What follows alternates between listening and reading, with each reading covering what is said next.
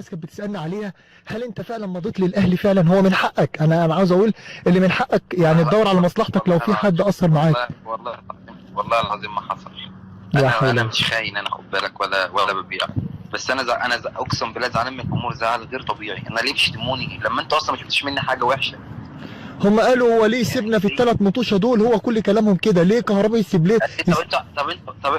طب انتوا بقالكم سنه عملتوا معايا ايه؟ فين حقي؟ هم ان انا اسيبكم. انا ما كنتش حد. انا استنيت انا استنيت لحد لما هم اصلا قالوا لي هات نادي وامشي. يعني مش حتى مش عايزين يعملوا اي حاجه معايا. يعني مرتضى اللي قال لك كده؟ طبعا. يا الله يا الله. طب نقطه كمان يا كابتن كهربا، معلش سامحني، النقطه اللي كله بيسال عليها، ليه سايبنا الثلاث مطوشه دول بس؟ بص انا عارف انت بتسجل لي مكالمه. معلش عشان كده انا عارف انت بتسجل لي مكالمه، عشان كده قول اللي انت عاوزه حبيبي. تمام. النقطه الثانيه المهمه جدا هي يا كابتن كهربا، الناس بتسال سؤال مهم جدا، ليه كابتن كهربا سابنا اخر ثلاث مطوشه وما استناش الا بعد الا بعد الماتش يعني لا بعد الثلاث مطوشه ما بتنتهي؟ انا عادي انتهى يوم 30/6، ما ينفعش استنى. انا عادي انتهى يوم 30/6، مستني ان هم كانوا يجددوا لي عادي. ما فيش. طب عاوزني استنى اعمل ايه؟ ما عنديش ان انا العب. النقطة الثانية، الناس اللي بتكذب وبتقول ان كابتن كهربا جاله جواب من الجيش وبيتنازل وبيتراجع عشان هو خاف من الجيش. انا والله ولا جاوب من الجيش ولا لسه الجيش لسه ما عنديش جيش دلوقتي. والله العظيم انا راجل لسه بدرس. يا الله. انت بتحب جمهور الزمالك يا كابتن كهربا قد ايه؟ يا عم اقسم بالله عشان ما انا قلت لك انا بص بعشقهم، بس انا اليومين دول مزعليني زعل غير طبيعي. ان حتى ان انتوا المفروض تقفوا معايا لكن انتوا مش واقفين معايا. يعني طب ليه عملت لكم ايه؟ انا حقي حقي. انا عايز اقول لك على حاجه، انا عمري ما طلبت ان انا ابقى زي لعيب او اعلى من لعيب في النادي. اقسم بالله كل ده اشاعات، كل يوم بيطلع يعيد نفس الكلام ويزيد نفس الكلام. اقسم بالله ما حصل ولا حتى بقول اي حاجه. طب الناس اللي كانت بتردد كلام اللي انت كنت عاوز 20 مليون في السنه وان انت دخلك فلوس كتير من النادي. اسمعني بس عشان انا عارف ان المكالمه دي انت مسجلها. انا ما عنديش مشكله، انت كده مسجلها والله لصالحك، والله ما عاوز اي حاجه غير الناس تفهم. افهم. انا راجل من اول السنه طلبت بحقي فقط لا غير، ما اتكلمتش في حاجه. كل يوم وعود وكل يوم بيضحك عليا، بس انا كنت بموت نفسي كل ماتش عشان خاطر جمهور الزمالك يفرح. انا كل ماتش لو اتعادلت او خسرت واسال اي لاعب في الفريق كنت بدخل الاوضه بكسرها عشان خاطر ان انا خسران او متعادل، عشان بروح الجمهور ده زعلان. لان انا واحد منهم، لان انا الحمد لله انا من مصر القديمه ومن تربيه حواري. انا عمري ما بخاف من حد وبواجه، بس انا لحد دلوقتي ساكت لحد ان شاء الله لما اطلع الوقت المناسب وهرد على كل كلمه هو قالها، لان انا هحاسبه على كل كلمه قالها، لان انا ما بخافش.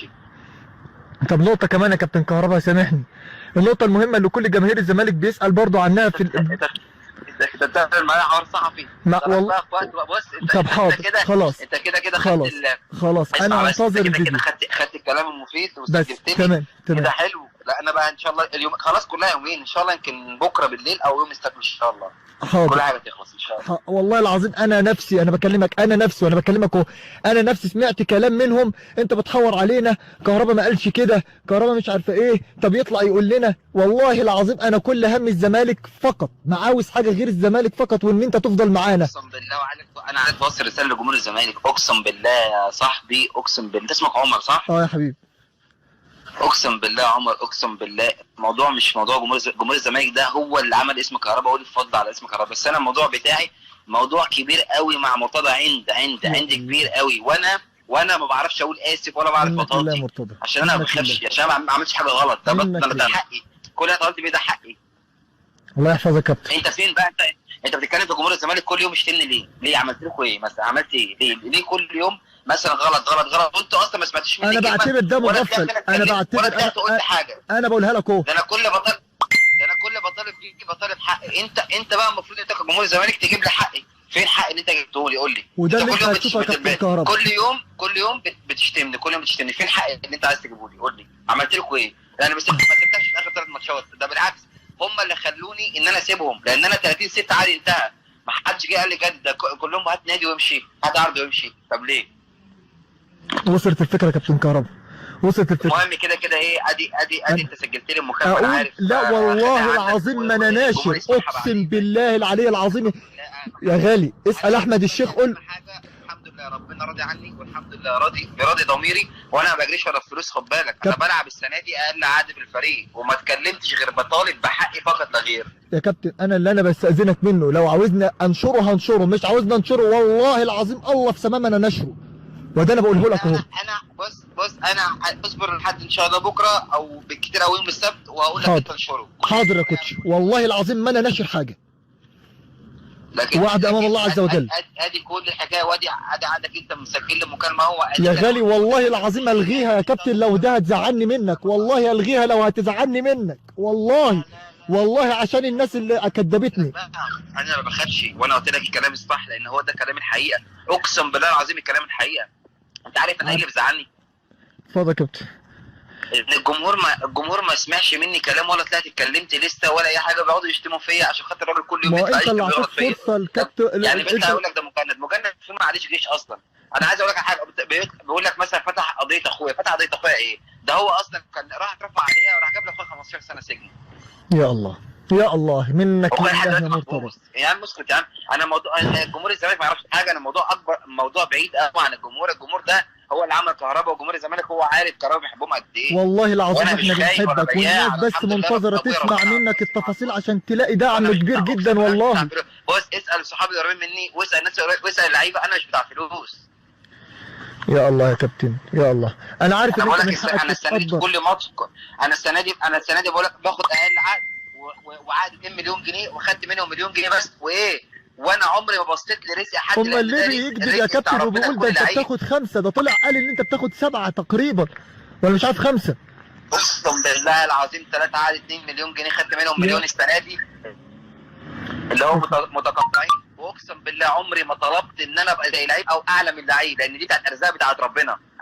انا طلبت بحقي ان انا راجل مدخل له هو 84 مليون جنيه ومستخسر فيا فلوس ان هو يروح يجيب لعيبه ثانيه بيديها بالملايين، وانا يعني انا عمري ما بصيت للحاجات دي. بس شوف انت هو بيعمل ايه عشان هو عايز يبيع، عشان هو عايز فلوس. قلنا مش عاوزين نكرر سيناريو عبد الله السعيد في الزمالك ونرجع نشتري لعيبه بملايين ونقول يا ريت اللي جرى مكان، وده اللي كل الناس بتتكلم فيه حاليا. يا عم انا طول السنه اسال لعيبه الزمالك كلهم، طول السنه ما حدش استحمل اللي استحملته، اقسم بالله العظيم، اقسم بالله. بقى من حاجه، لان انا ده الكلام ده اللي في قلبي، والكلام ده حقيقه اللي انا بقوله لك، ده اقسم بالله كل كلمه.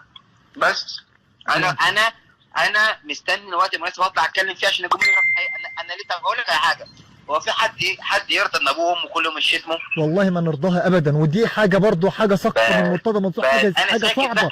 انا ساكت ليه؟ لان لما اطلع اتكلم في وقت مناسب كل جمهور الزمالك هيرجع يقول لي انا اسف وحقك عليا. بس انا مش خلاص، انا مش زعلان منهم، بس انا كل الزعل اللي بيزعلني ان انتوا لما تسمعوا كلامي الاول احكموا عليا. يا كابتن والله العظيم ده قلت كله، اهم حاجه بالنسبه لي رضا ربنا، ده بالنسبه لي اهم حاجه، ورضا ابويا وامي مش اكتر ولا اقل. الله يحفظك ويخليهم لك يا رب، واحنا ما بنمشيش غير بيهم يا كابتن، هما كلنا كده، ومين فينا اصلا ما بيمشيش غير برضا ابوه وامه.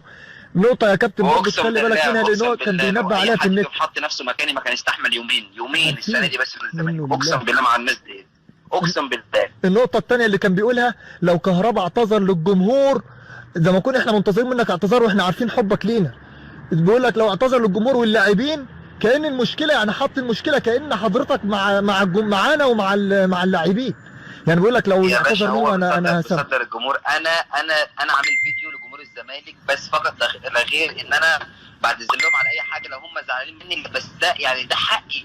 لكن جمهور الزمالك خارج اللعبه كبيره بينه وبينهم، اقسم بالله لعبه كبيره جدا بينهم. والله معاك يا كابتن كهربا للنهايه، والله العظيم لو هعادي الكل. اهم حاجه في الاول والاخر انا عمري ما ازعله. هو في حد يزعل جمهور عملوا اسم محمود كهربا؟ الله يحفظك يا كابتن اصيل، اقسم بالله يا شيخ مع بس الناس البهائم المغفلين. ويطلع يقول لك توك توك ومش عارف. انا بص، انا بالنسبه لي، بص فاهمك، انا بالنسبه لي الموضوع بيني وبينه بعيد الجمهور ملوش ذنب. ده جمهور الزمالك ده انا زي ما بقول لك هو عمل ايه، بس انا لما اطلع اتكلم ان شاء الله في كل حاجه هو يعرف كل حاجه جمهور الزمالك ان شاء الله. الله يحفظك يا كابتن، منتظرينك ان شاء الله، وخدامك في اي وقت، وخدام الحق في اي وقت. بتحب كهربا. الله يحفظك يا كابتن، الله يحفظك، وانت هتلاقينا دايما على صفحه. والله ولا حاجه، انا مش زعلان منهم والله، بس انا يعني كل زعل اللي هو ما تحكموش على حد غير لما تسمعوا منه وتشوفوا. عندك حق يا كابتن. لكن انت تحكم عليا على ان انا عادي انتهى، بقول لهم جددوا لي، عدلوا لي، مفيش، لا